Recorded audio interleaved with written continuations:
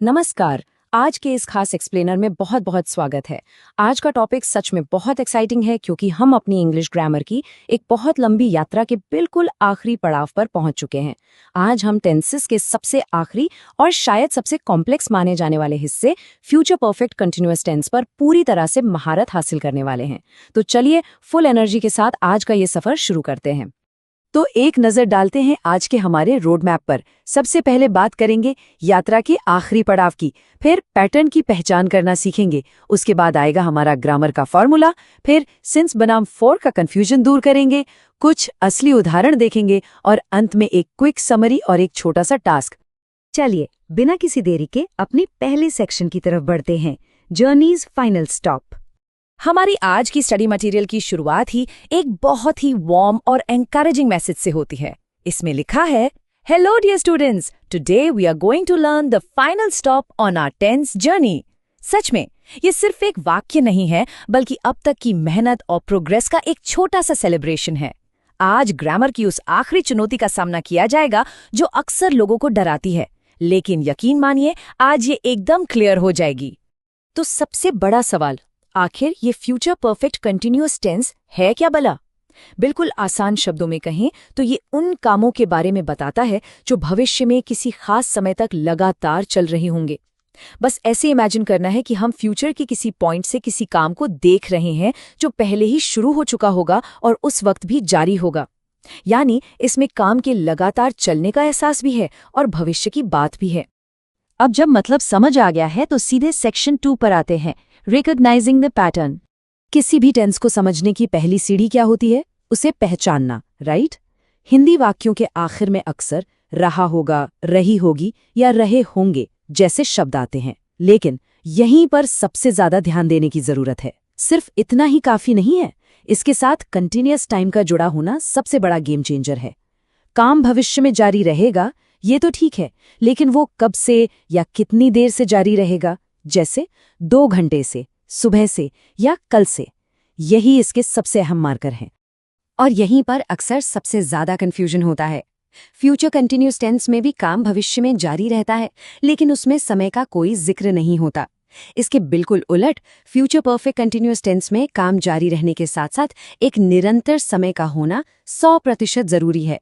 ये जो समय का जुड़ाव है ना, यही वो इकलौती चीज है जो इन दोनों के बीच का सबसे बड़ा अंतर तय करती है। चलिए अब सेक्शन 3 की ओर बढ़ते हैं और इस टेंस के स्ट्रक्चर यानी द ग्रामर फॉर्मूला को डिकोड करते हैं।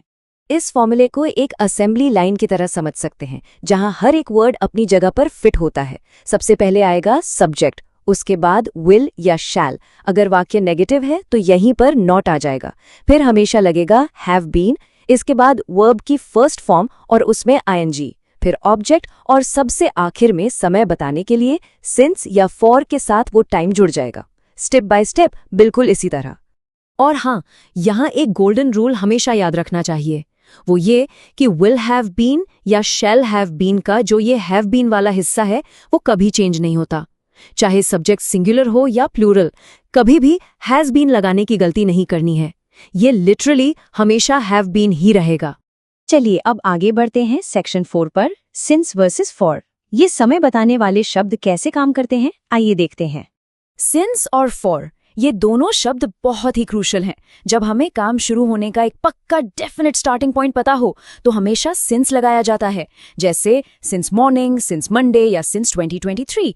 यहाँ हमें एकदम एग्जैक्ट पता है कि काम कब शुरू हुआ।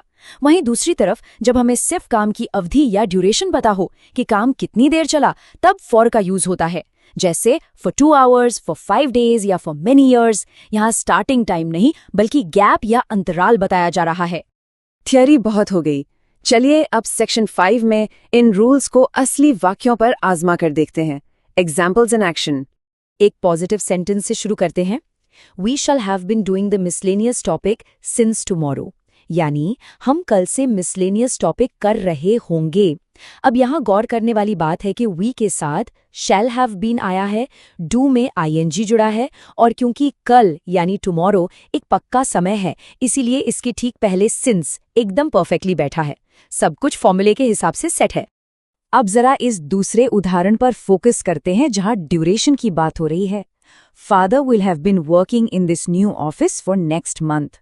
मतलब पिताजी अगले 1 महीने तक इस नए ऑफिस में काम कर रहे होंगे। यहाँ पर 1 महीना कोई फिक्स पॉइंट नहीं है, बल्कि एक पूरी अवधि है, और इसीलिए यहाँ सिंस की जगह फॉर का इस्तेमाल हुआ है। फॉर नेक्स्ट मंथ यहाँ बिल्कुल सही बैठता है। अच्छा, अगर किसी से कोई सवाल पूछना हो तो क्या होगा? फॉर्मूला कैसे बदलेगा? आइए इसे समझते हैं। इंटेरोगेटिव वाक्यों में सच बताएं तो कोई बहुत बड़ा रॉकेट साइंस नहीं है। शैल या विल बस अपनी जगह से उठकर सेंटेंस के एकदम शुरुआत में आ जाते हैं। जैसे, shall we have been revising all the tenses since Monday? क्या हम सोमवार से सारे टेंसेस दोहरा रहे होंगे? देखा, यहाँ शैल सबसे आगे आ गया और बाकी का पूरा वाक्य अपने उसी नॉर्मल क्रम में रहा। है ना कितना सिंपल? और अगर सवाल नेगेटिव हो, यानी नेगेटिव इंटेरोगेटिव, इस एग्जाम्पल को देखते हैं। Will the labourer not have been repairing this road since January? क्या मजदूर जनवरी से इस सड़क की मरम्मत नहीं कर रहे होंगे? यहाँ सबसे इंटरेस्टिंग बात यह है कि शब्द नॉट चुपचाप जाकर सब्जेक्ट यानी लेबरर के ठीक बाद बैठ गया है। बाकी पूरा फॉर्मूला जस का तस है। चलिए अब तक जो कुछ भी डिस्कस हुआ है उसे सेक्शन 6 में जल्दी से समेट लेते हैं। Summary and task. तो की टेकअवेज क्या हैं? शॉर्ट में कहें तो ये टेंस भविष्य में चल रहे काम और समय का एक कॉम्बिनेशन है। समय का जिक्र होना ही इसमें सबसे ज्यादा मायने रखता है। फॉर्मूला बिल्कुल स्ट्रेट फॉरवर्ड है। सब्जेक्ट प्लस विल या shall plus have been plus V1 plus ING plus object plus since या फॉर प्लस टाइम।